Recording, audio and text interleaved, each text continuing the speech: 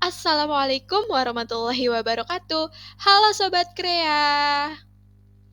Selamat datang kembali di sesi edukatif kami yang berjudul Menjadi Konsumen Pintar, Strategi untuk Konsumsi Berkelanjutan. Saya, Faiza Takamilah, beserta dua rekan saya, yaitu Angelita Mutiara Windari dan Najla Nur Salsabila akan menjadi teman perjalanan kalian dalam menjelajahi cara-cara agar dapat mengonsumsi dengan lebih bijak dan bertanggung jawab terhadap planet kita. Hari ini, kita akan menggali strategi-strategi hebat yang dapat kita terapkan dalam kehidupan sehari-hari untuk menjadi konsumen yang lebih cerdas dan berkelanjutan. Saya yakin setiap langkah kecil yang kita ambil dapat membuat perbedaan dan perubahan besar. Jadi, tanpa berlama-lama lagi, mari kita mulai petualangan kita menjadi dunia konsumsi berkelanjutan dengan senyuman dan semangat yang penuh keceriaan. Berikut ini adalah tampilan daftar isi mengenai materi-materi yang akan kita bahas dalam modul kali ini. Hal-hal yang kita bahas dalam modul ini adalah konsep mengenai konsumsi berkelanjutan, pemilihan produk berkelanjutan, bagaimana cara pengolahan limbah rumah tangga, dan yang terakhir, penggunaan sumber daya dengan bijak.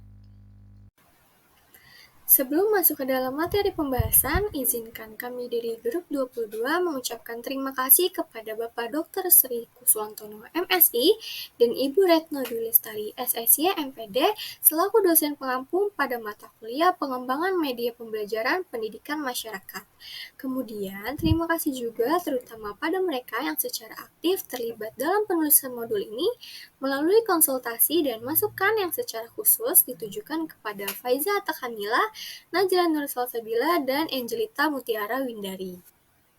Kami dari Grup 22 sangat menghargai atas waktu dan upaya oleh semua pihak yang terlibat dalam proses penulisan dan masukan yang diberikan terhadap modul pembelajaran menjadi konsumen pintar strategi untuk konsumsi berkelanjutan.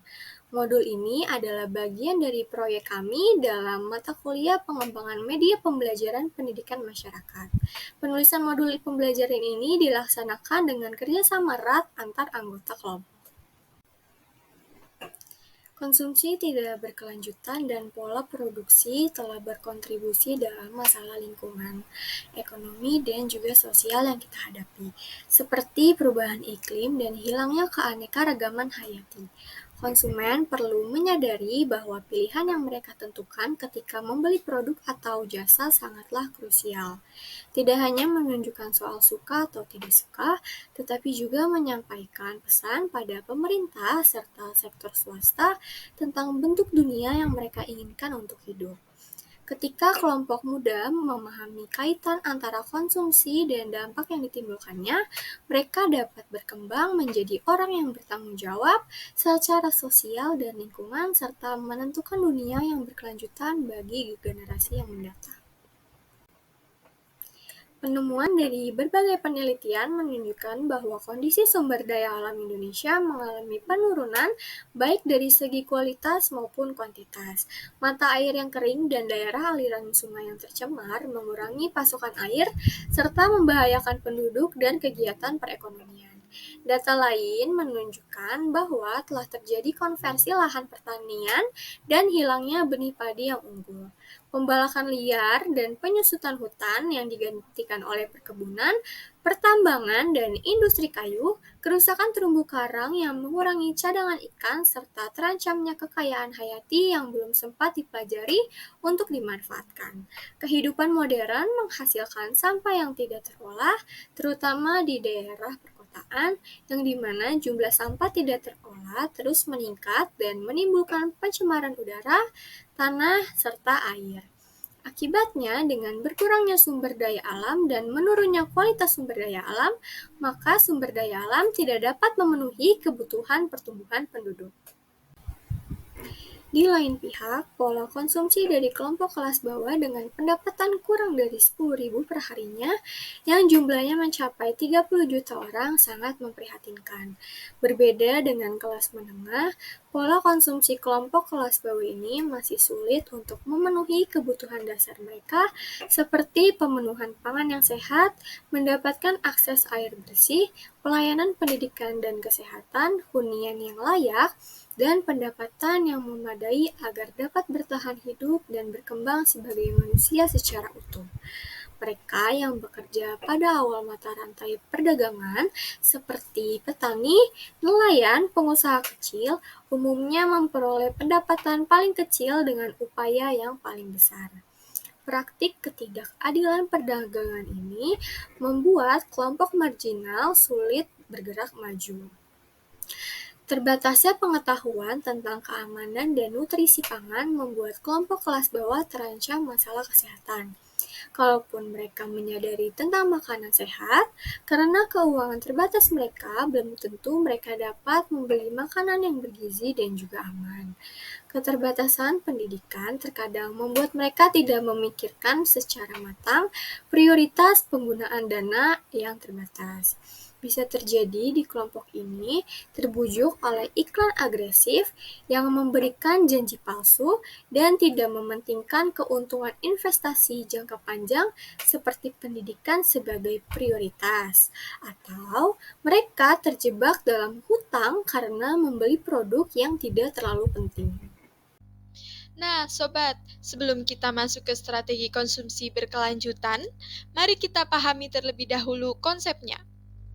Konsumsi berkelanjutan adalah cara kita sebagai konsumen dapat menjaga keseimbangan antara kebutuhan pribadi kita dan keberlanjutan planet ini. Menerapkan konsumsi berkelanjutan berarti menjadi seorang konsumen yang beretika, yaitu merasa bertanggung jawab terhadap isu-isu sosial dan lingkungan dan melawan masalah ini dengan pola perilaku sendiri. Menerapkan pola perilaku berkelanjutan tidak berarti harus meninggalkan berbagai kemudahan dan kenyamanan hidup. Nah, sobat, kita juga perlu untuk memahami prinsip-prinsip konsumsi berkelanjutan. Apa saja sih prinsipnya? Ternyata prinsipnya sangat sederhana dan penerapannya yang mungkin dirasakan tidak mudah. Beberapa prinsip dasarnya adalah memahami apa yang kita konsumsi, memahami dampak konsumsi terhadap lingkungan dan keselamatan bumi, memahami dampak konsumsi terhadap masyarakat lain, dan yang terakhir, memahami dampaknya terhadap neraca perdagangan, perekonomian nasional, dan industri nasional.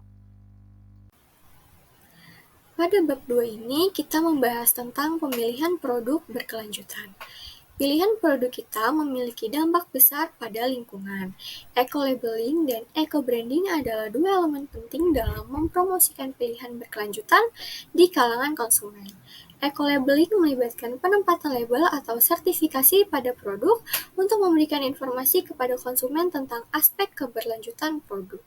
Di sisi lain, eco-branding mencerminkan keseluruhan citra dan pesan perusahaan mengenai komitmennya terhadap keberlanjutan dan tanggung jawab sosial. Kedua strategi tersebut bertujuan untuk mengubah perilaku konsumen dan mendorong mereka untuk memilih produk dan merek yang lebih ramah lingkungan. Teori eco-labeling berasumsi bahwa dimulai dengan sejumlah produk yang memenuhi tujuan yang sama, beberapa di antaranya mungkin terbukti tidak terlalu berbahaya terhadap lingkungan dibandingkan dengan produk yang lainnya. Konsumen mempertimbangkan label ramah lingkungan untuk semua pengambilan keputusan berbelanja, dan produsen meningkatkan mekanisme pemrosesan dan penggunaan bahan untuk memenuhi kriteria yang ditetapkan oleh eco-labeling. Lalu berikutnya kita akan membahas tentang Green Purchase Intention dalam menerapkan pemilihan produk ramah lingkungan. Kepedulian terhadap lingkungan merupakan faktor yang mempengaruhi niat pembeli ramah lingkungan karena konsumen yang lebih peduli terhadap lingkungan lebih besar kemungkinannya untuk membeli produk ramah lingkungan. Norma subjektif yang mengacu pada pengaruh tekanan sosial terhadap perilaku individu merupakan faktor lain yang mempengaruhi Green Purchase Intention. Sikap terhadap lingkungan dan persepsi kontrol, perilaku yang mengacu pada persepsi mudah atau sulitnya melakukan suatu perilaku juga merupakan faktor yang mempengaruhi Green Purchase Intention. Teori Green Purchase Intention didasarkan pada pemikiran bahwa niat konsumen untuk membeli produk ramah lingkungan dipengaruhi oleh berbagai faktor, seperti kepedulian terhadap lingkungan, norma subjektif, sikap terhadap lingkungan, kontrol perilaku yang dirasakan, dan pelabelan ramah lingkungan. Eco-branding juga dapat mempengaruhi Green Purchase Intention dengan meningkatkan manfaat emosional yang didukung oleh informasi tentang atribut fungsional yang ramah lingkungan. Alat pemasaran seperti periklanan ramah lingkungan juga dapat mempengaruhi Green Purchase Intention dengan meningkatkan kepercayaan konsumen terhadap pilihan produk ramah lingkungan. Berikutnya, mari kita bahas tentang pengelolaan limbah dalam rumah tangga. Dalam rencana pengelolaan sampah, perlu adanya metode pengolahan sampah yang baik. Adapun bentuk pengelolaan sampah yang dianjurkan untuk menangani masalah sampah adalah sebagai berikut. Yang pertama yaitu pemilihan pengelolaan sampah. Pemilihan dapat dilakukan dengan mengadakan pemilahan sampah basah atau organik dan sampah kering atau anorganik oleh masing-masing rumah tangga. Kemudian yang kedua ada pewadahan. Maksud dari pewadahan sampah ini adalah untuk memisahkan sampah anorganik menurut jenisnya agar memudahkan dalam proses pengolahan selanjutnya. Yang ketiga yaitu tahap pengumpulan. Untuk menangani masalah persampahan yang bersumber dari rumah tangga, pola pengumpulan yang dianjurkan adalah pola individual tak langsung, yang dimana sampah dikumpulkan oleh petugas kebersihan yang mendatangi tiap-tiap sumber sampah.